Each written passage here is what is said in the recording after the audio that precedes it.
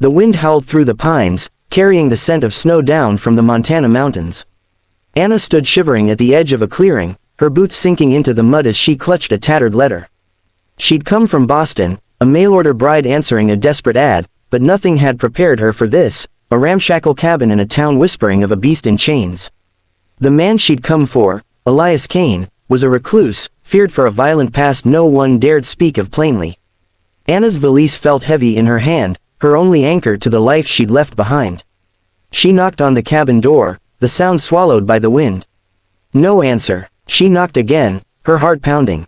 "Mr. Kane, I'm Anna Reed, your bride."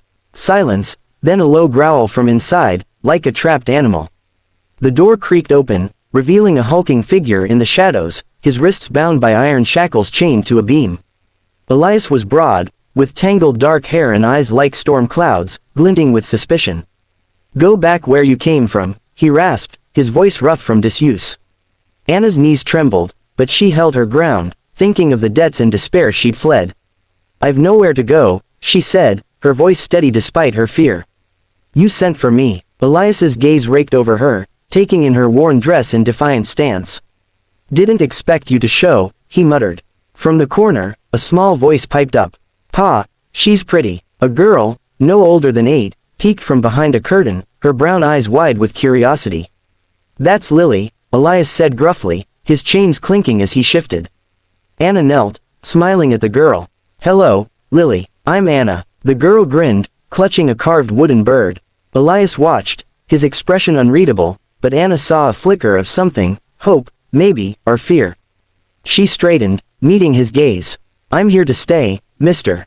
Kane." Chains or no chains, the cabin was sparse, with a single table, a wood stove, and a cot where Lily slept. Anna set her valise down, her hands shaking as she took in the reality of her choice. Elias sat by the fire, his chains limiting his reach, his eyes tracking her every move. The townsfolk had warned her, Elias Kane was a monster, locked up for a brawl that left a man dead, though some whispered it was self-defense. He'd sent for a bride to care for Lily, not for himself. Anna busied herself tidying, avoiding his gaze. Lily followed her, chattering about the forest and her bird carvings. "Pa makes 'em for me," she said proudly, holding up the wooden figure. Anna smiled, her fear easing. "They're beautiful," she said, glancing at Elias, who looked away. As night fell, Anna cooked a simple stew with the scant supplies, her hands steady from years of making do. Lily ate eagerly, but Elias barely touched his chains clinking with every move. "Why'd you come?" he asked suddenly, his voice low. Anna paused, her spoon halfway to her mouth. "I needed a new start." "So did you, from what your letter said." Elias grunted, his eyes on the fire. "Ain't no start here, just survival." Lily, oblivious, leaned against Anna. "I like you," she whispered, and Anna's heart ached. She'd come for duty, but Lily's warmth stirred something deeper. As she tucked the girl into bed, Lily murmured, "Will you be my ma?" Anna froze, glancing at Elias, who stared into the fire, his jaw tight. She didn't answer, but the question lingered, heavy as the chains that bound him. Days passed, and Anna learned the rhythm of the mountain, chopping wood, fetching water, and keeping Lily fed and warm. Elias watched her, silent but ever present, his chains a constant reminder of his past. The townsfolk kept their distance, leaving supplies at the edge of the clearing, their fear of Elias palpable. Anna ignored their whispers, focusing on Lily's laughter and the small ways she could improve their lives. She patched the cabin's leaks, sewed new curtains from an old dress, and taught Lily to braid her hair. Elias spoke little, but his eyes followed her, softening when she laughed with his daughter. One morning, as Anna hung laundry, Lily ran up, holding a new carving, a tiny horse. "Pa made it for you," she said, beaming. Anna took it, her fingers tracing the smooth wood, and glanced at Elias, who stood by the door, his chains glinting. "Thank you," she said, and he nodded, a faint flush on his cheeks. That evening, as Lily drew by the fire, Anna sat across from Elias, mending a shirt.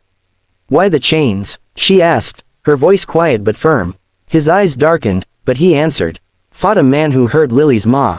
He didn't get up. Sheriff thought this was safer than a noose." Anna's breath caught, but she saw no malice in his eyes, only pain. "You're not a monster," she said softly. Elias looked away, his chains clinking. "You don't know me." But Lily's voice broke the tension. "Pa good, Miss Anna. He keeps me safe." Anna met Elias's gaze, seeing the man beneath the fear, and felt a spark of trust she hadn't expected. The mountain winter was harsh, snow piling high around the cabin. Anna worked tirelessly, her hands chapped from cold and labor. Elias helped where he could, his strength limited by the chains, but he taught her to read the weather and track game. Lily thrived, her laughter filling the cabin as Anna told her stories of Boston's bustling streets. One night, a fever gripped Lily, her small body burning under the quilts. Anna stayed up, bathing her forehead, her heart pounding with fear. Elias paced, his chains rattling, his face etched with helpless worry. "She's all I got," he said, his voice breaking. Anna touched his arm, surprising them both. "She'll be okay. We'll get her through." She brewed tea from herbs she'd gathered, coaxing Lily to sip it. By dawn, the fever broke, and Lily slept peacefully. Elias sank into a chair, his head in his hands. "Thank you," he whispered, and Anna saw tears in his eyes. She nodded, her throat tight, and realized she cared for them both, more than she'd meant to.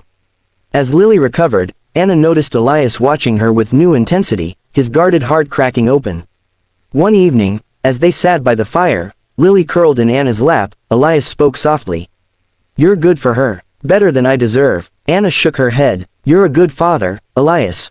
She loves you." His eyes held hers, and for a moment, the chains seemed invisible, the space between them shrinking.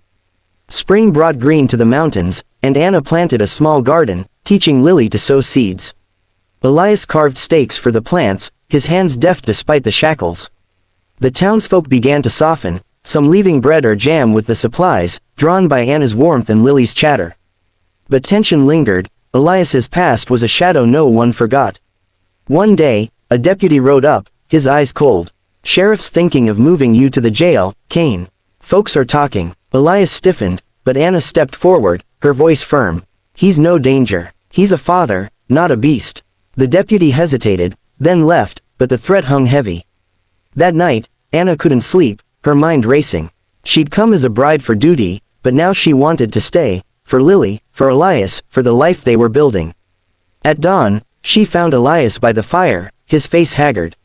"You should go," he said. "This ain't no place for you." Anna's heart twisted. "I'm not leaving," she said, her voice fierce. "You and Lily need me." His eyes searched hers, and she saw the fear he carried, not of the town, but of losing her. Lily ran in, hugging Anna. "Don't go, Miss Anna. Please marry Pa." Anna froze, her cheeks burning, but Elias's gaze softened, a faint smile breaking through.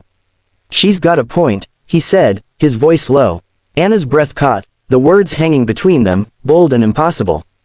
The deputy's threat lingered, and Anna felt the weight of the town's fear. She began visiting the general store, trading eggs for supplies and charming the shopkeeper with her quiet strength. Word spread of her care for Lily, her work on the ranch, and slowly, the whispers about Elias shifted. Anna didn't stop there. She invited the pastor's wife to tea, showing her the garden and Lily's carvings. "Elias is a good man," she said, her voice steady. "He's paid for his past." The pastor's wife nodded, thoughtful, and Anna felt a spark of hope. Back at the cabin, Elias watched her with new respect, his chains clinking as he helped her carry water. "You're fighting for me," he said, almost a question. Anna met his gaze. "For all of us." Lily, playing nearby, chimed in. "Miss Anna's our hero." Elias chuckled, a rare sound, and Anna's heart lifted. That evening, as they ate, Lily drew a picture of the three of them, stick figures holding hands. "This is our family," she said, and Anna's eyes stung. Elias reached across the table, his chained hand brushing hers. "You don't have to do this," he said. "Fight for us." Anna squeezed his hand, her voice soft but firm. "I want to." The moment was broken by Lily's yawn, but as Anna tucked her in, the girl whispered, "Please marry Pa, Miss Anna. He smiles when you're here." Anna's throat tightened, and she glanced at Elias, who stood in the doorway, his eyes full of unspoken words. The sheriff came next, a grizzled man with a hard stare. He inspected the cabin, noting Elias's chains and Anna's improvements. "Folks say you're taming the beast," he said to Anna, half joking. She didn't smile. "He's no beast. He's a father who loves his daughter." The sheriff raised an eyebrow, glancing at Elias, who stood silent, his jaw tight. "We'll see," the sheriff said, leaving without promises. Anna's resolve hardened. She began writing letters to the governor, pleading Elias's case, detailing his care for Lily and the life they were building. Elias watched her, his silence aged,